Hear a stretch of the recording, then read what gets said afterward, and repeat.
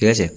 Store keeper পদে নিয়োগ, অর্থাৎ আপনাকে স্টোর কিপারের হয়ে কাজ করতে হবে। কীভাবে কাজ করতে হবে সমস্ত কিছু এবং কত টাকা বেতন দেওয়া হবে, আবেদন পদ্ধতি কী আছে এবং আপনার শিক্ষাগত যোগ্যতা তো এইচএস পাস বললাম, এছাড়াও আরও কিছু লাগবে কিনা সমস্ত কিছু আমরা এই ভিডিওর মাধ্যমে আলোচনা করব।